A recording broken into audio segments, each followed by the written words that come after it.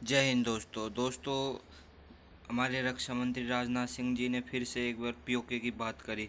उन्होंने कहा है कि हम पीओके का लेकर रहेंगे और अपने वाले जम्मू कश्मीर का इतना विकास करेंगे कि वहाँ के लोग खुद ही आकर कहेंगे कि हमें भारत में शामिल होना है। दोस्तों, भारत का इतना विकास हो चुका है अब कि दुनिया का कोई भी देश हो, उसका नागरिक हो तो भारत में रहना पसंद करेगा। तो पाकिस्तान के लोग चर्चा कर रहे हैं कि भारत ने अपने कश्मीर को इतना डेवलपमेंट कर लिया और हमारे में कुछ भी नहीं है, अभी खाने के लिए भी तरसते हैं। रक्षा मंत्री राजनाथ सिंह ने एक बार फिर कहा है कि पीओके हमारा था, हमारा है, हमारा ही रहेगा। वहां के लोग भारत के साथ ही रहना चाहते हैं। विकसित भारत में रहना ही उनका सपना है। रक्षा मंत्री ने साफ कहा कि अब भारत को कोई आंख नहीं दिखा सकता। अब हम मुंहतोड़ जवाब देते हैं। और कश्मीरी भी अब हमसे सारी बात है लार्जली तंग आ चुके हुए हैं, जो कि एक फैक्ट है। अगर आप कश्मीरियों से बात करें तो कोई भी पाकिस्तान में शायद ना जाना चाहता हो। पीओके हमारा था, पीओके हमारा है, पीओके हमारा रहेगा।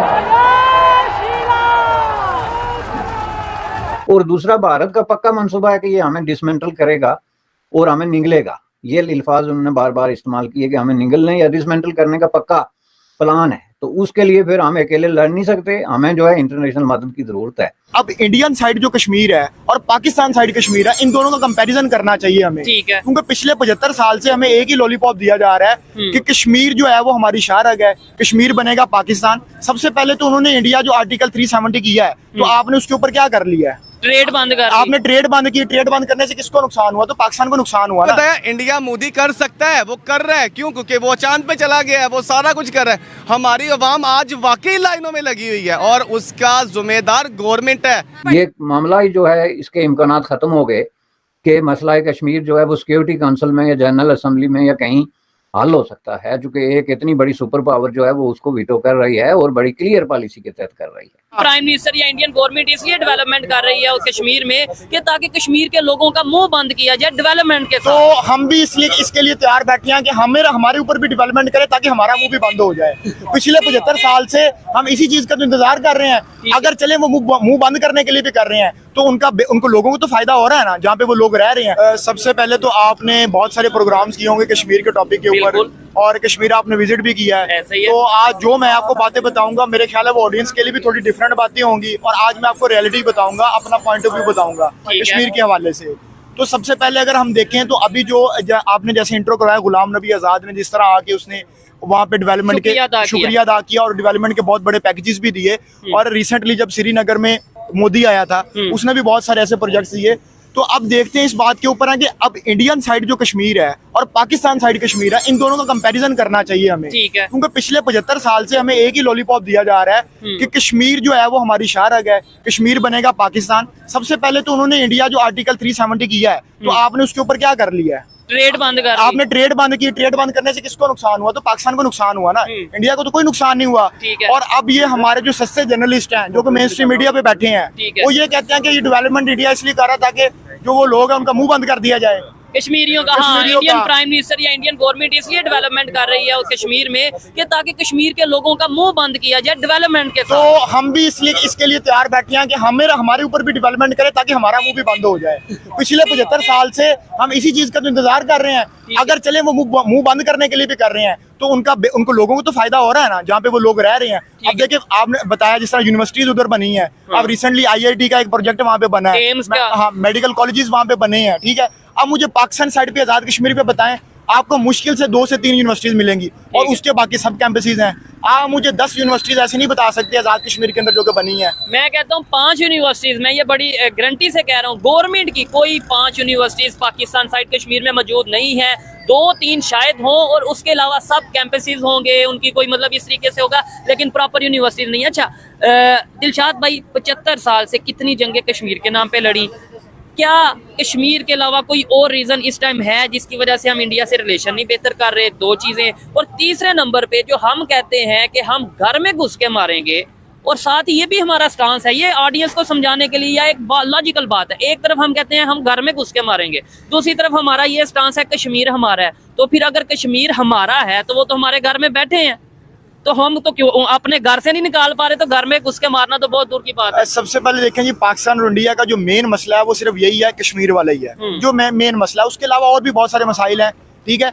लेकिन अब मुझे बताएं, हम 3 जंगें लड़ चुके हैं कश्मीर के ऊपर, ठीक है। 1948 की लड़ चुके हैं, 98 की लड़ चुके हैं, 71 की लड़ चुके हैं, ठीक है। और हमने जंगे करके देख लिया, हमें कुछ नहीं मिला। मैं अभी भी जो इंडिया, जहाँ पे कश्मीर के लोग हैं वो क्या चाहते हैं, ये मेन इंपॉर्टेंट बात है, मेन चीज ये चीज है। अगर देखे ना, अगर आजाद कश्मीर की तरफ हमने कोई मॉडल आजाद कश्मीर बना दिया होता तो हम लोगों को दिखाते, इंटरनेशनल मीडिया को दिखाते कि यार ये देखो, ये हमारे पास आजाद कश्मीर है, ये मॉडल बन चुका है।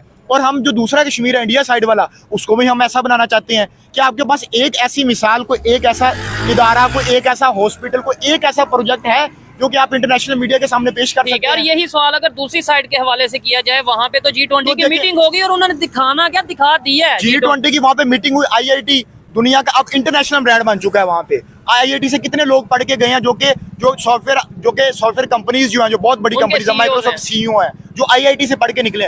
आप मुझे बताएं, आप इस तरह का एक भी इदारा बना सके आजाद कश्मीर के अंदर? ठीक है। तो देखें, अब ये जो लॉलीपॉप आप पिछले 75 साल से दे रहे थे ना, अब इसको देना बंद कर दें, क्योंकि इसके पीछे मैं आपको रीजन बता देता हूँ। अब जो मुझे लगता है ये रीजन है, इसके पीछे सारा मामला ये है कि हम दोनों मुल्कों के दरमियान मसला एस्टेब्लिशमेंट का बेसिकली।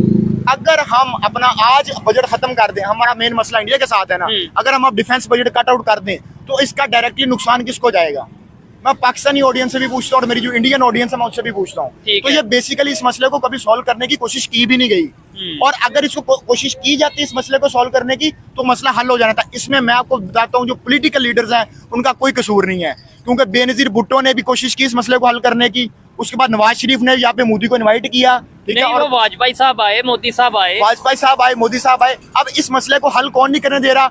हमारे यहाँ पे एक बहुत मशहूर साफी है हामिद वीर, उसका कॉलम पढ़ लीजिएगा, उसमें उसने बताया कि मेन कल्प्रिट कौन है और किसने जो है वो आगे जाके किया। और हमारी एस्टेब्लिशमेंट का ये हाल है कि ये सिर्फ और सिर्फ उनको एक पॉइंट चाहिए अपना बजट बनाने के लिए, और बाद में हमें सुनने को ये मिलता है कि हमारे टैंकों में तो डीजल ही नहीं है, पेट्रोल ही नहीं, फ्यूल ही नहीं है, ठीक है। आप हमसे 1800 अरब रुपए का बजट खींच रहे हैं, ठीक है। हम गरीब कौम है, हमारे पास बच्चों को पढ़ाने के लिए स्कूल नहीं है, बच्चों को भेजने के लिए, बच्चे बीमार हो जाएं, हमारे पास हॉस्पिटल्स नहीं है, हम अपना पेट काट के आपको बजट दे रहे हैं।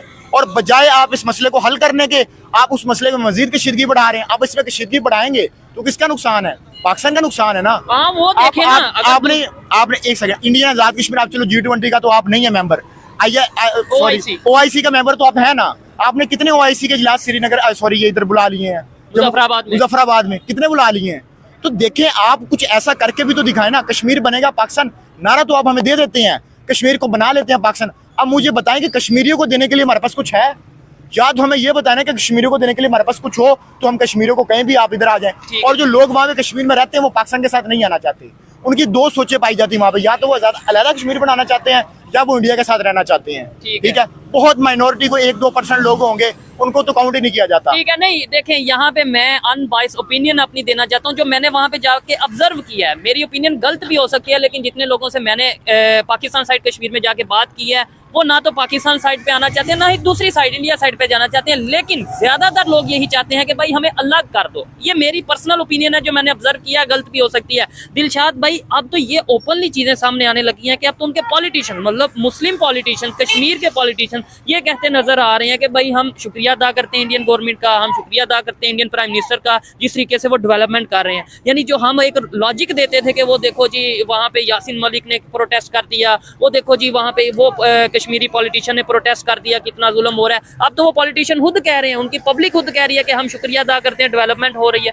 देखें, जब डेवलपमेंट किसी भी जगह पे होती है तो उसको तो अप्रिशिएट करना चाहिए। अब अगर डेवलपमेंट हो रही है तो उसका फायदा कश्मीरियों को ही होना है, उसका फायदा बाहर से तो किसी को नहीं होना। तो अगर पाकिस्तान के आजाद कश्मीर में भी डेवलपमेंट होगी तो हम उसको अप्रिशिएट करेंगे, क्यों नहीं हम अप्रिशिएट करेंगे। लेकिन हमारा तो ये हाल है कि यहाँ पे मिसिंग पर, अब देखें वहाँ पे मसला क्या होता है कि जब वहाँ पे लोगों के ऊपर एहतजाज किया जाता है या वहाँ पे लोगों पर क्रैकडाउन किया जाता है, वो बेसिकली उन लोगों को एंटी स्टेट समझते हैं। जैसे कि हम बलूचिस्तान में लोगों को एंटी स्टेट समझते हैं। मिसिंग पर्सन हमारे बलूचिस्तान के अंदर नहीं है। बलूचिस्तान में आप चले जाए 5 से 6 हज़ार मिसिंग पर्सन है, तो हम उन लोगों को एंटी स्टेट समझते हैं। इसी तरह अगर कश्मीर के अंदर कोई इस तरह के मसाइल होते हैं तो उनको एंटी स्टेट समझते हैं। इंडिया साइड कश्मीर की बात कर रहा हूँ। तो देखे ना, लेकिन वो मिसिंग नहीं करते, वो बताते हैं प्रॉपर। हमारा तो आजाद कश्मीर को छोड़ दे, हम इस टाइम लाहौर शहर के अंदर खड़े हैं। लाहौर के अंदर कितने मिसिंग पर्सन है, ठीक है। एक पॉलिटिकल पार्टी को आपने खत्म करने के लिए कितने मिसिंग पर्सन किए हैं। देखें, अब ये आग से मत खेलें। आपने 75 साल के अंदर बड़ी यशी बहुत कर ली है, बहुत हो गई है। अब मेरा ख्याल है इस मामले को संजीदगी से देखने की जरूरत है। और इसमें मैं आपको बताऊं, पॉलिटिकल लीडर्स का कोई कसूर नहीं है। बेशक इस मामले के ऊपर मेरी जान खतरे में आती आ जाए, इसमें सिर्फ और सिर्फ एस्टेब्लिशमेंट का कसूर है और वो कभी भी नहीं चाहती कि ये मसला सॉल्व हो। आज मैं खड़ा हूँ, आज से 70 साल बाद भी ये मसला सॉल्व नहीं होगा अगर एस्टेब्लिशमेंट का किरदार पॉलिटिक्स के अंदर रहता है।